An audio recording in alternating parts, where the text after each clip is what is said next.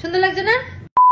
Hey guys, কেমন আছো সবাই? ওয়েলকাম তোমাদের সবাইকে নতুন একটা ভিডিওতে। হঠাৎ করেই ভিডিওটা শুরু করা, গিয়েছিলাম আমরা একটু ওয়াশিং মেশিন দেখতে। মানে যেই জামা কাপড়ে গরম জল প্রয়োজন সেটাতেও গরম লাগবে। গরম জলে এটা সিস্টেম দিলে যতটা লাগবে হ্যাঁ নিগড়ানো এর মধ্যেই নিগড়ে। এটার যে কাঁচার যে প্রসেস সেটা এটা পেয়ে যাবে। এটা গ্র্যাভিটাল ড্রাম আছে 360 অ্যাঙ্গেলে, মানে এগুলোর থেকে এগুলো ভালো হচ্ছে। আচ্ছা আচ্ছা, এগুলো সবাইকে দেওয়া যায় না কারণ এগুলো হচ্ছে ফ্যান্সি। সত্যি বলতে এগুলো ফ্যান্সি, যারা রাফ ইউজ করার জন্য এগুলো ঠিক আছে। দাম 21,000 25,000 এরকম। ডিসকাউন্ট হয়ে যাবে, আমাদের এখন অফার চলছে, ডিসকাউন্ট হয়ে যাবে। আর এগুলোতে আপনার হাত দিয়ে যেভাবে এর যদি কালার আসে এটা বেশ ভালো লাগে, কিন্তু সেমই জিনিস কালার আলাদা। একটা বাদ আছে, এটা নেই, এইটা কালো না মেইনলি না না, এই যে এটারই কালার अवेलेबल আছে, থাকবে কি তখন দুদিন সময় আমাদের কোনো অসুবিধা নেই। মালটা আসতে টাইম লাগবে তো।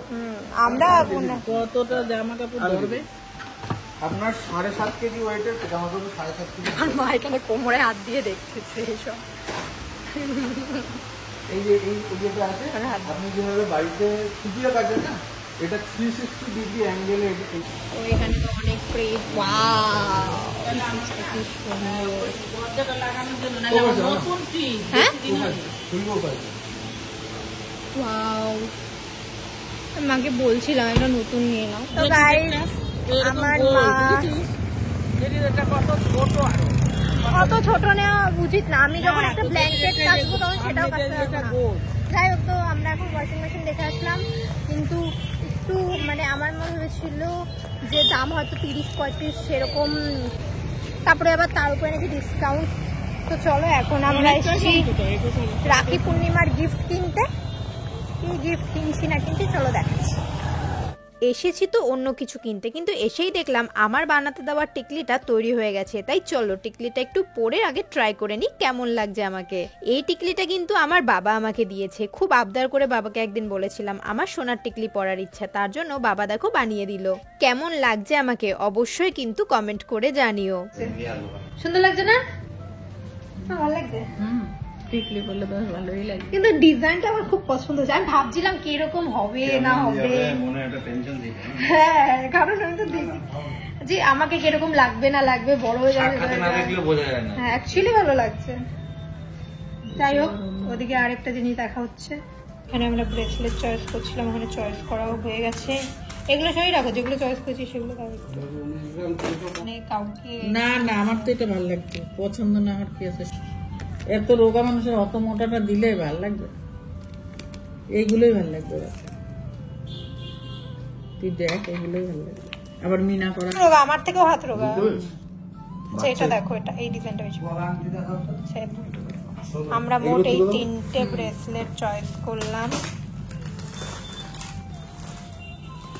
একসাথে দেখি নাকি না আলাদা আলাদা? ওইদিকে রূপোর ব্রেসলেট দেখতে দেখতে আমার মা আমাকে অনেকদিন ধরেই বলছিল তুই একটা ব্রেসলেট কেন, কারণ তুই এত জায়গায় যাস, তোর হাত সবসময় খালি থাকে। তাই আমিও কিন্তু একটা সোনার ব্রেসলেট দেখছিলাম। একটা ব্রেসলেট আমার পছন্দও হয়েছে, কিন্তু একটু দোমনায় আছি নেব কি নেব না। এই যে এই ব্রেসলেটটা আমার পছন্দ হয়েছে, মটর মটর টাইপের, সব ড্রেসের সাথে খুব ভালো করে পরা যাবে। আমার বাড়ি জ্বালা। আমার মা যেখানেই আসে আমার মা দুঃখের কথা শেয়ার করতে শুরু করে দেয়। জানে ওনার ঘরের ব্যাপারটা, ওই জন্য বুঝতে পারছে, আমিও বুঝি। সকালবেলা 10টার সময় 10টা বেজে যাচ্ছে, জলও খাচ্ছে না।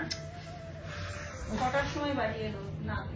কেনাকাটা করে বাড়িতে তো চলে এসেছি, আর বৌদিকে দেখাচ্ছিলাম কি কি কিনেছি। ব্রেসলেটটা আজকে অবশ্য আমি আনিনি, মানে সোনার ব্রেসলেটটা, কারণ ওটা আবার কাটাতে দিতে হয়েছে, আমার হাতে ওটা বড় হচ্ছিল। এইদিকে দেখো, ছোট্টু তো বুঝেই গেছে, ছোট্টুর জন্য একটা ব্রেসলেট আনা হয়েছে। কি ভাব করছে কি না, এটা আমার, আমি পরবো।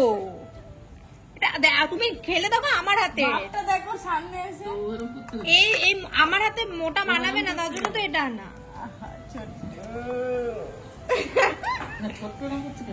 কালকের পর আর ভিডিও করা হয়নি, আর এখন আমরা আবার যাবো একটু দোকানে, কারণ সাগর এসছে, ওর নাকি কি কিনবা তুমি? আমার না তো, তাহলে তোমার কিনবা তো তুমি, সে হোক না আমার, তুমি কিনবা, তোমার পকেট দিয়ে টাকা যাবে, হবেই তো আমার। পকেট দিয়ে যাবে না তো, তাহলে কার পকেট দিয়ে যাবে? আমার পকেটে জিন্সের প্যাকেটটা যাবে। তো তুমি কিনবা, তোমার পকেট দিয়ে টাকা যাবে, আমার লাভ। তো যাই হোক, আজকে আমরা কি কিনবে জানি না, দোকানে গিয়ে দেখা যাক কি কিনবে। আর হতে পারে মানে এখানে আমাদের পছন্দ না হলে আমরা হাবড়াও যেতে পারি। এখন বাজে 6টা। তো চলো বেরোনো যাক। কিছু বলবা তুমি? সায়োনারা। আমাদের সার্থক বাবা খাচ্ছে দাদুর আদর। আপনি খালি গিয়ে যাবে না। ওরে বাবা, তুমি সারাদিন খালি গায়ে থাকো, তা কি করবো? খালি গিয়ে থাকবো কি করবো? এ বাবা, বাবান, এ বাবান, সবাই একটু হাই করে দাও তো, বলো হাই, গুড আফটারনুন।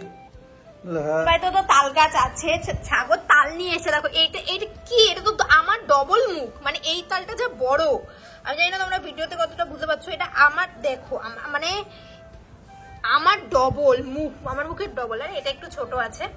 এটা দিয়ে আমার বৌদি এবার থেকে ওয়ার্কআউট করবে। তাল এনেছিল, কয় ভ্যারাইটি ছিল? 3টে আটেই হবে, হয়তো বড় ছোট বড় বড় ছোট ছোট জায়গা।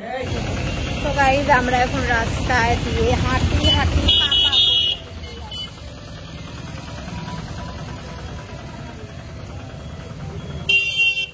আমার মা শরীরটা ভালো না, দেখো দেখেই বোঝা যাচ্ছে মা শরীরটা আজকে ভালো না। আজকে না, মা শরীর অনেকদিন ধরেই ভালো না। আইএস তো এক সাইজ ছোট না নিলে উপর ব্যবহার করতে হবে। এই 24ই আছে। 22 নাকি? কি বলছো? কোনটা কিনবা, নরমালটা নাকি ব্রেসলেটটা?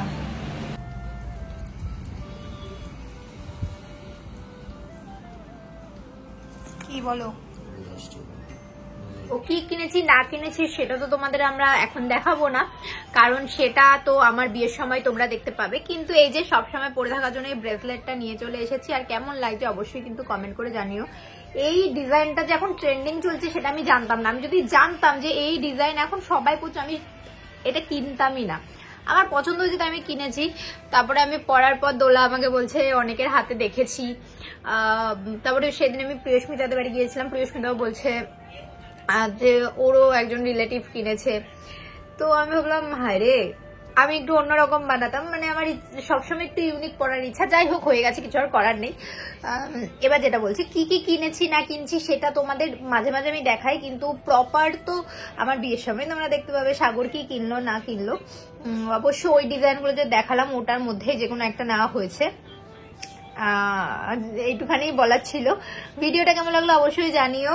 সেকেন্ড ভিডিওতে, মানে নেক্সট ভিডিওতে তোমরা আরো অনেক কিছু জানতে পারবে। আমাদের প্রি ওয়েডিং এর জন্য আমরা মানে ডেস্টিনেশন ভাবছি, যেহেতু ডেস্টিনেশন প্রি ওয়েডিং করবো, এর জন্য ডেস্টিনেশন মানে কোন জায়গাটা করলে ভালো হবে সেটা তোমরা আমাদেরকে সাজেস্ট করতে পারো, যে কাছে, একদম কাছের মধ্যে কোন জায়গায় গিয়ে প্রি ওয়েডিং করলে ভালো হবে, অ্যান্ড কিছু টিপস দিতে পারো। যাই হোক, আর বেশি দিন নেই, বেশি মাস নেই। পুজোর পরেই, যেহেতু বিয়ে, পুজোর পরে হুট করে দিনটা চলে আসবে।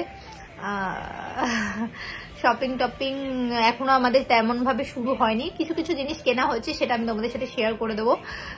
সব যখন একবারে কেনা হবে তখন শেয়ার করবো, নাকি যে কটা কেনা হয়েছে সেগুলো শেয়ার করবো, সেটা তোমরা জানিয়ে দিও। আর একটা কথা, তোমরা অনেকেই বলছো আমাকে যে দিদি এই যে একটা ঘটনা ঘটেছে আরজিকর হসপিটালে, এর বিরুদ্ধে তুমি কেন ভিডিও বানাচ্ছ না? দেখো, আমি তোমরা যারা ফেসবুকে আমাকে ফলো করো তারা নিশ্চয়ই দেখেছো যে যখন যেদিন রাতে, মানে 14 তারিখ রাতে যে মিছিল বেরিয়েছিল সেখানে আমি গিয়েছিলাম। আমাদের এখান থেকেও একটা মিছিল বার করা হয়েছিল। যেহেতু আমার পক্ষে কলকাতায় গিয়ে বা যেখানে মিছিল হয়েছে মেন সেখানে গিয়ে মিছিলে যোগদান করা সম্ভব নয়, আমি অনেকটাই দূরে থাকি, ডিস্টেন্সে থাকি, 1-2 ঘন্টার পথ, তার জন্য। তো আমাদের এখানে যে মিছিল বেরিয়েছিল রাত্রেবেলা 11টার সময়, তখন আমি গিয়েছিলাম, অ্যান্ড সেখানে আমি ছোট্ট একটা লাইভ করেছি, ছোট্ট একটা লাইভও করেছি, আর তার পরের দিন একটা ভিডিও করেছি এই ব্যাপারে। মেন কথা হচ্ছে কি বলতো, সত্যি অনেক কিছু জানা থাকলেও মাঝে মাঝে না বলা যায় না, মানে বলতে চেয়েও বলা যায় না। কিছু কিছু প্রেশার, কিছু কিছু চাপের জন্য, টার্গেটেড হয়ে যাওয়ার জন্য বলা যায় না, ভয়ে চুপ থাকতে হয়। কিন্তু অবশ্যই ভয়ে কতদিন মানুষ চুপ থাকবে, তারপরেও অনেক ব্যাপার থাকে যে মন থেকে বলতে চাইলেও বলা যায় না। আমি যদি ভিডিও না বানাই, কিন্তু আমি প্রতিবাদে নিজেকে মানে সামিল করার চেষ্টা করছি আর করব।